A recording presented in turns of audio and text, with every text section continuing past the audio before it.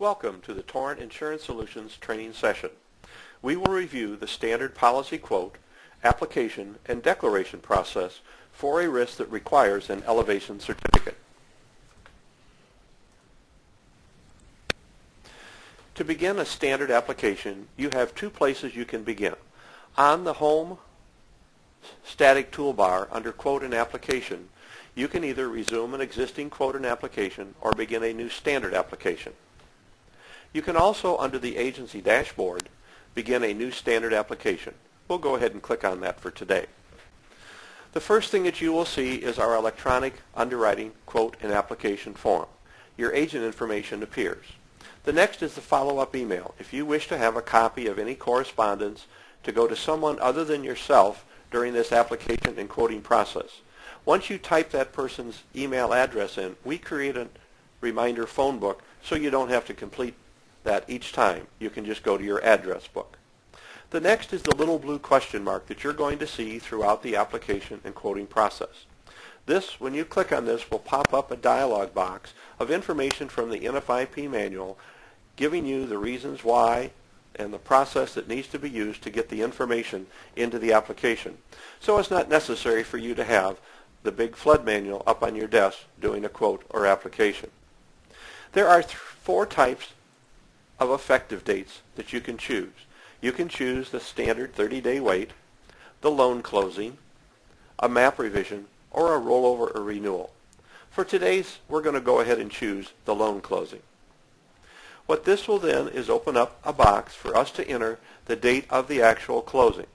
We'll go ahead and choose the 30th for our application today. The next will be where you enter the insured's information. Now, if you have a business, you click on Business or Association, and you have a free form box to put that business information.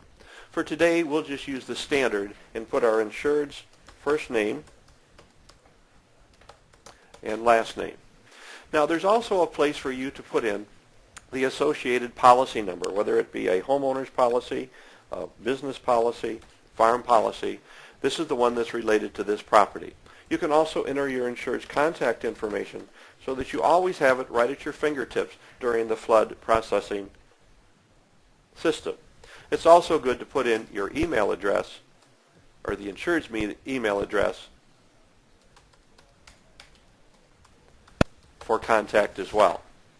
Let's next put in our property address that we will be writing the quote for today. I'm going to go ahead and use 1815 Olive Avenue, and just need to put in the street address and the zip code and click off to the right. We'll go out and do a U.S. postal address scrub to verify that this is a good address. If you get a yellow warning triangle, it means there's information that is not correct and you need to cancel and go back to the application and try your address again with different information. We'll go ahead and click OK. What happens now that we have the named insured and the address, we will lock this down into an application so that you have a tracking number, 4869. If you need to recall this, you get taken away from the process and have to come back, you can always refer to that application number. Okay, the next underwriting piece is we need to get the flood zone determination. All that you have to do is click on the bright blue box, Flood Zone Determination, and we are going to electronically go out to your flood zone vendor, search their database, find this address and the flood zone determination information relative to this property address. Then we will electronically download that information in that you don't even have to keystroke that information in. However, if you do wish to see the actual flood zone determination form, just click on View the flood zone determination form and we will bring this up on your screen for you. Now, you do have the option to save this or print this at this time, but that's not necessary because we have already saved it to a document file for this application. So let's go ahead and move on down. We need the mailing address. If there's a mailing address that is different than the property address, indicate no, and then it gives you a box to put in what address do you want us to send this correspondence to.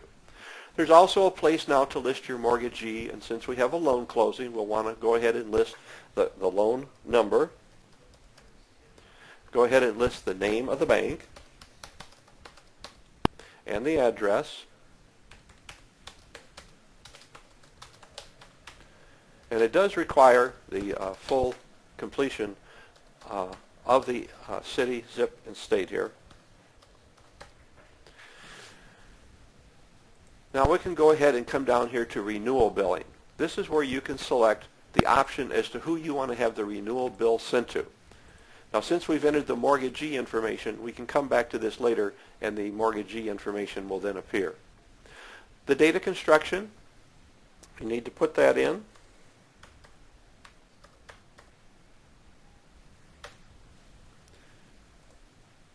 Okay, and then where did we determine, or how did we get that date of construction information? Was this from a building permit? Was it from just common knowledge? Or maybe it was from the construction date of a mobile home park or subdivision, or a date of permanent placement of mobile home on a private property. We'll go ahead and use building permit for today. Then we have specific underwriting questions relative to the risk that you're wanting to insure. And for one example here, are there other buildings on the described location? And if you indicate yes, it reminds you that each building requires its own flood policy, that you can't have more than one building on one flood policy. And we'll show you how you can make that an easy process as we move along. The next we want to put in our expected replacement cost of the property. Then we're going to want to know what is the occupancy type. Now FEMA only has 4 occupancy types, but we have expanded these for you to choose the one that is most closely representative of the property that you're underwriting. So go ahead and choose the one that you think is best, and then we will electronically assign one of the 4 FEMA classifications for you. What is the purpose of the building? Is it 100% residential, 100% non-residential, or maybe it's a mixed use?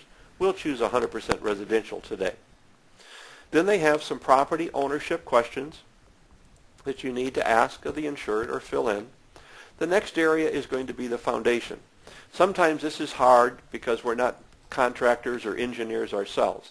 So if you click on the one, we're going to bring in from the NFIP flood manual the diagram and the footnotes of understanding as to how to classify this building. If this isn't the one that you want, go back to your drop down, and for this one we're going to choose slab on grade, and it shows you the diagram. Is this the property that we need to underwrite? The next will be the garage. Is it attached, detached, or no garage?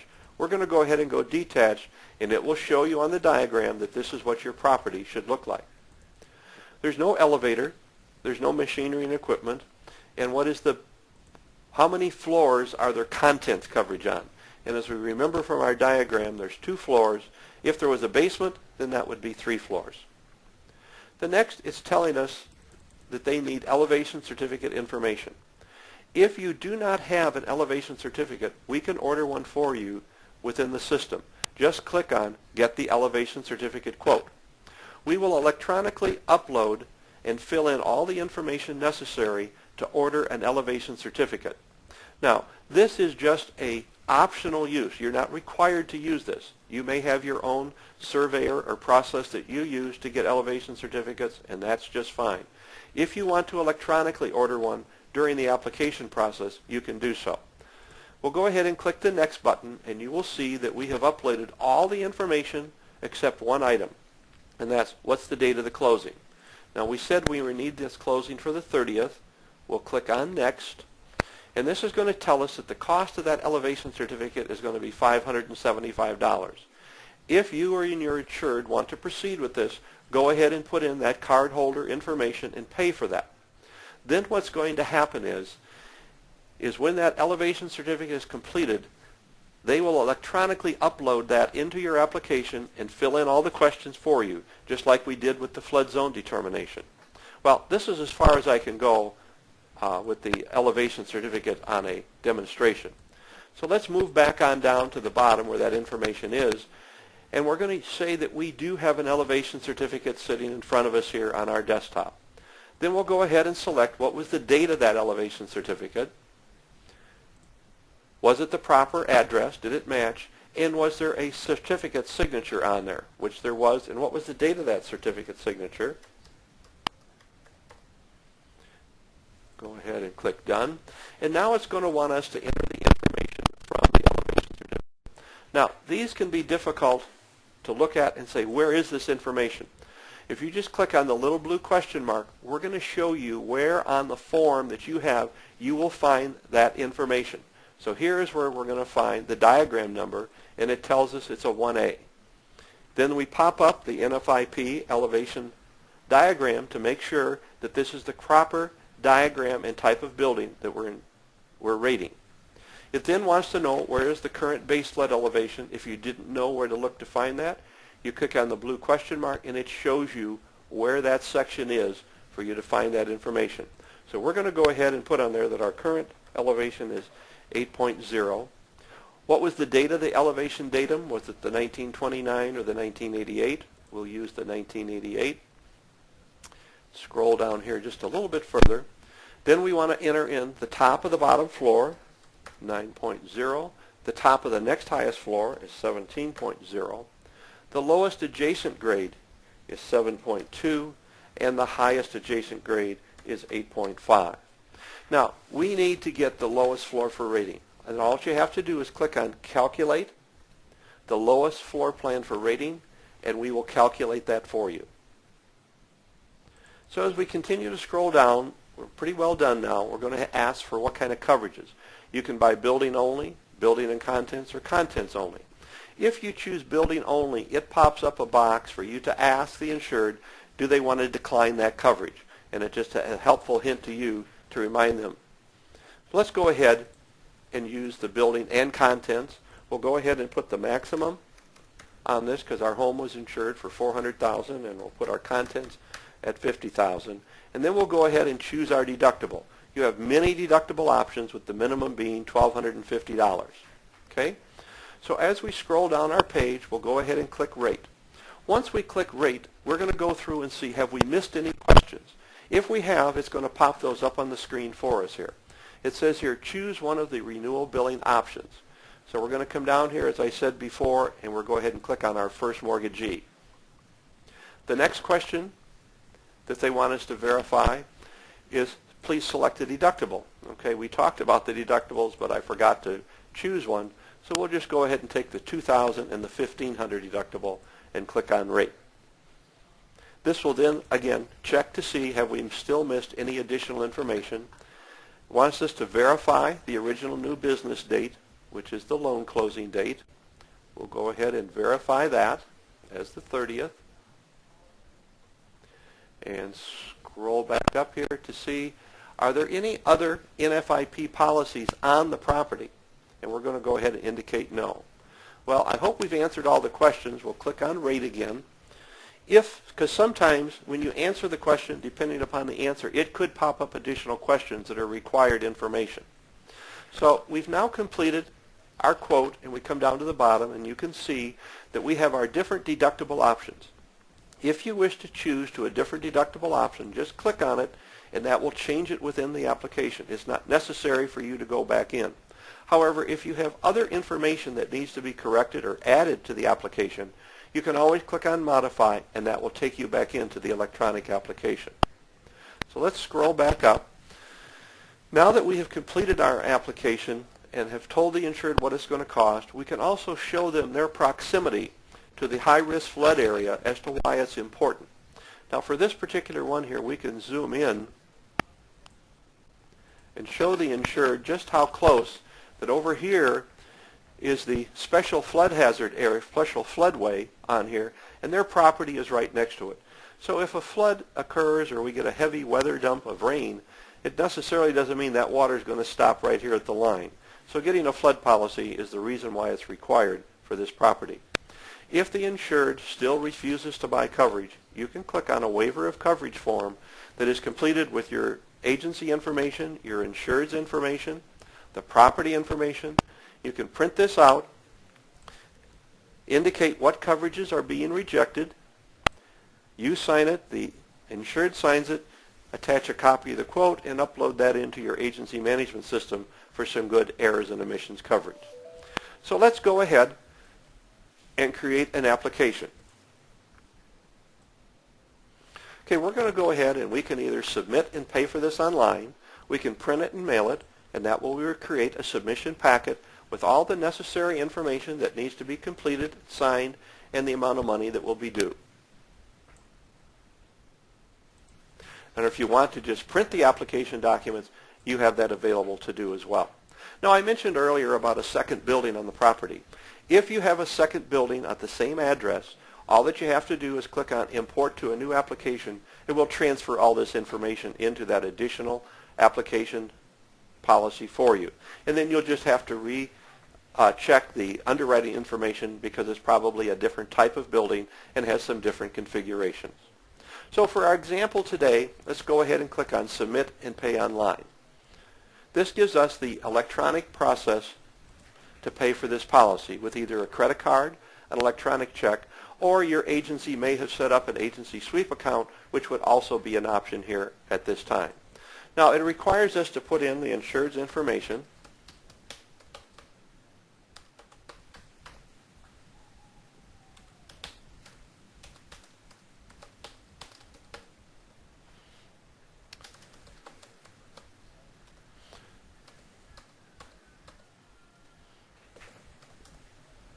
And we'll get this completed here in just a second. Once we have that completed, what name is on the credit card, we can issue this either on a Visa, MasterCard, American Express, or Discover. We're going to go ahead and choose Visa for our example today, put in the credit card number, our effective date, expiration date of the credit card, and click on the Pay Now button. We're going to go out and do a live payment on this account so that we can get this policy issued. Now, it says that the payment was successfully processed. We can go ahead and view our receipt. And as you will notice, the privacy compliance, that we've scrubbed all the credit card information except the last 4 digits. We've established a receipt number, and with your policy number, we can track all the payments. Now, it is, at this time, you could print this if you needed it for a closing or give to a bank, or you can save it if you want. However, as I mentioned before, we are saving all these documents that are created during the quoting and application process. So let's go back and continue to see if we can get our policy issued. Now, it tells us that the policy is going to require underwriting review. Over here under pending reasons, it says the elevation certificate requires review. So we need to get our elevation certificate from our desktop to our underwriter's desktop. Over here on the right-hand side under Documents is Upload Document. Under this, there's many optional forms that you can request. We're looking for an elevation certificate form, and we're going to go out to our desktop to see if we can find that form that we have loaded up here, and here's our elevation certificate sample. When you see the green check mark, this means that this form is on your desktop. Do you wish to upload it to the electronic underwriting file? Click on Upload, and if we look over here under the Document section, you will see that that has already been uploaded. The next, it shows us that we need photographs. So we'll do the same process, upload documents, change our request to photographs, go out and find our documents, and here's our photographs. Now, we also know that the photographs have to be taken in the last 90 days. So we will go ahead and put in our date that the photographs were taken, and we will upload them. All right, what we now have are the photographs, the elevation certificate, the payment receipt, the application, the flood zone determination. And we want to get this policy issued. You can go up here to the top to Flood Chat, and you can electronically chat with our underwriter. Now, the one nice thing is the underwriter's screens are identical to your screen. So you can tell this your policy number, application tracking number, and tell them you need to get this issued for a loan closing next week. And they will correspond with you and try and get that policy issued just as fast as they can. Now, let's go back to Home and see if underwriting has been able to get a policy issued for us. We have a section which is called Recently Issued Transactions. We can go ahead and click on this, and it's going to show us if we have a recently issued policy here for Sandy Rivers, which we do. We can click on this, come over here, and we can see here that the insured declaration page, and we have now issued our standard policy with elevation information all in real time. We'll go ahead and close that declaration page out now, and of course that can be printed. Now I'll go back over here to the home page and just remind you that if you need help or who to contact to get help, just go up here and click on the Help button, click on Contact Us, and it's going to bring up your customer care phone number, your fax, claims number, email address, all the communication addresses you need to help you get your policy underwritten. Well, we've just completed then a training session doing a standard quote, the application, and getting the declaration issued. I hope this has been helpful to you, and thank you for using our system.